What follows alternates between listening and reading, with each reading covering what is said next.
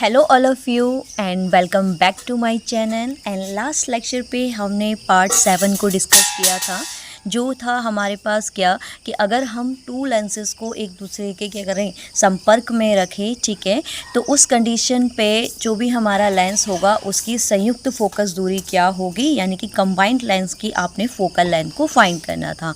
तो ये आई थी हमारे पास 1/f equals to 1/f1 plus 1/f2। And next lecture पे हम आज क्या करेंगे, पार्ट 8 को आप डिस्कस करेंगे, जिसमें जो क्वेश्चन है आपका मोस्ट इम्पॉर्टेंट है। इसी टाइप के क्वेश्चन आपके एग्ज़ाम में बनते हैं कि 14 एंड 17 में, कि एक ग्लास है जिसका रिफ्लेक्टिव इंडेक्स आपको दे रखा है, यानी कि अपवर्तनांक है 3/2 के एक द्विउत्तल लेंस की फोकस दूरी वायु में रखने पर 40 सेंटीमीटर और इनके अपवर्तनांक 1.30 और 1.70 के द्रवों में डुबोने पर उसकी फोकस दूरियां कितनी होगी।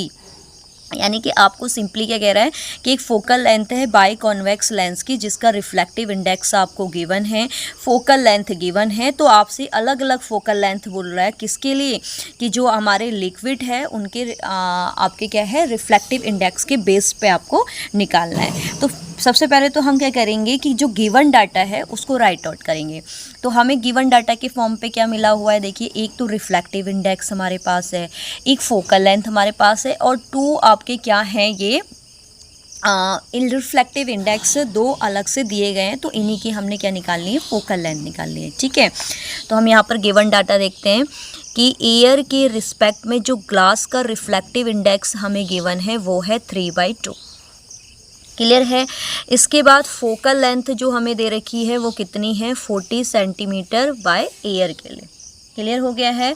इसके बाद हमें टू रिफ्लेक्टिव इंडेक्स गिवन है एयर के रिस्पेक्ट में, हम एक को L ले लेते हैं जो है 1.30 और एक रिफ्लेक्टिव इंडेक्स हम लिक्विड का मान लेते हैं 1.70, क्लियर हो गया है। तो ये गिवन डाटा है, इस गिवन डाटा के अकॉर्डिंग हम करेंगे। तो देखिए हमारे पास एक रिफ्लेक्टिव इंडेक्स है, एक फोकल लेंथ है। तो रिफ्लेक्टिव इंडेक्स और फोकल लेंथ के बीच में हमने एक रिलेशन पढ़ा था, 1/f equals to n-1 1/r1 minus 1/r2, clear है। तो यहाँ पर हम क्या ले लेते हैं, इसका रिफ्लेक्टिव इंडेक्स यानी कि आपका फोकल लेंथ ऑफ एयर, यहाँ आपका क्या होगा ग्लास का रिफ्लेक्टिव इंडेक्स किसके रिस्पेक्ट में, एयर के रिस्पेक्ट में, और ये हो गया हमारे पास 1/r1 1/r2। तो यहाँ पर अगर हम गिवन डाटा को रखें तो 1/40 एंड ए एंड जी की वैल्यू आपके पास कितनी है 3/2, देन ये हो गया आपके पास 3/2 माइनस 1/r1 1/r2, क्लियर। तो 1/40 अगर हम इसको एलसीएम लेके सॉल्व करें तो आपके पास कितना आएगा, 3 माइनस 2/2 1/r1 1/r2। तो यहाँ से 1/40 इक्वल्स टू 1/2 1/r1 1/r2। तो फाइनली आपके पास जो आंसर आ जाएगा वो कितना आएगा, 1/r1 और 1/r2 की जो वैल्यू है आपके पास वो कितनी आ गई, 1/20, क्लियर है। तो मतलब जो हमें गिवन डाटा दिया था उसके बेस पे आप क्या निकाल सकते हैं, फर्स्ट वाली क्वेश्चन के अकॉर्डिंग हमें 1/r1 और 1/r2 की वैल्यू मिली है, क्लियर। अब इससे आगे अगर हम देखें कि जो रिफ्लेक्टिव इंडेक्स है किसके लिए, लिक्विड के लिए, अगर हम L के लिए देखें, ठीक है ना, तो reflective index for reflective index, ठीक है, यानी कि कौन किसके लिए, अपवर्तनांक, इसे आप बोल सकते हैं अपवर्तनांक 1.30 के लिए।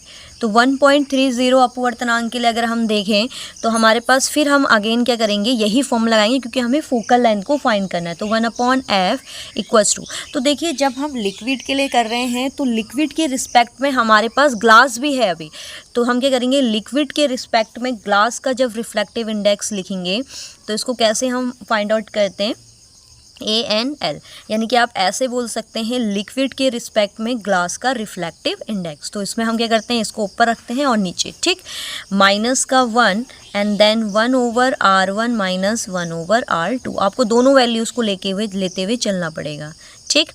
तो यहाँ पर A एंड G की अगर हम वैल्यू देखें तो A एंड G की हमें वैल्यू गिवन थी कितनी, 3/2, ठीक।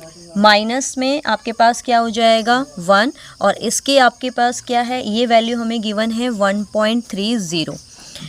इसके बाद 1/R1 ये वैल्यू भी हम फाइंड कर चुके हैं, ये है हमारे पास कितनी, 1/20।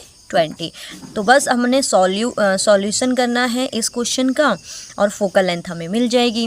तो यहाँ पर अगर हम इसको एलसीएम लेके सॉल्व करें तो फर्स्टली तो ये 2 की मल्टीप्लाई इधर, यानी कि 2.60 तो एलसीएम आया, देन 3 माइनस आपके पास आ जाएगा 2.60 इंटू 1/20।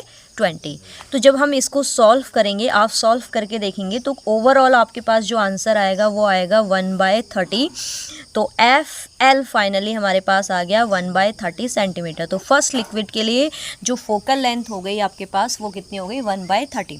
तो बस यही मेथड दूसरे क्वेश्चन में, दूसरे वाले फॉर्म में भी चलेगा। उसमें सिर्फ आपको क्या करना है, रिफ्लेक्टिव इंडेक्स की वैल्यू को चेंज करना है। 1.30 के जगह पे रिफ्लेक्टिव इंडेक्स क्या आएगा आपके पास, 1.70, ठीक है। तो इसी को हम कंटिन्यूस आगे करते हैं।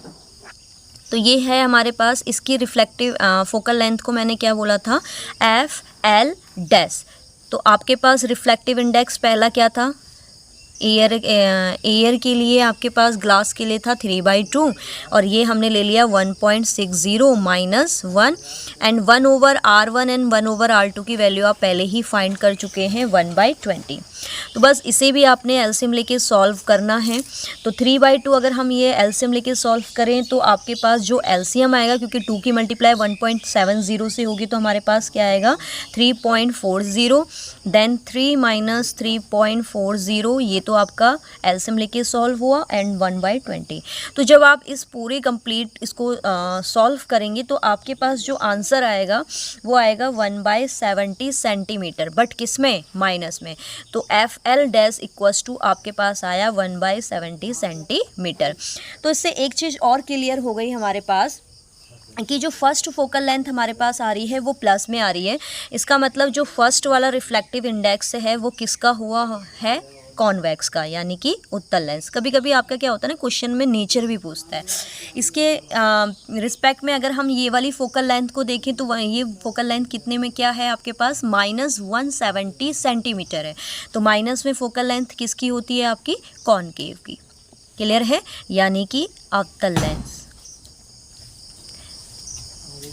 तो हमने दोनों क्या, हमें क्या था, सिर्फ एक आपके पास क्या था, एयर की फोकल लेंथ गिवन थी, एयर का रिफ्लेक्टिव इंडेक्स ग्लास का रिफ्लेक्टिव इंडेक्स गिवन था।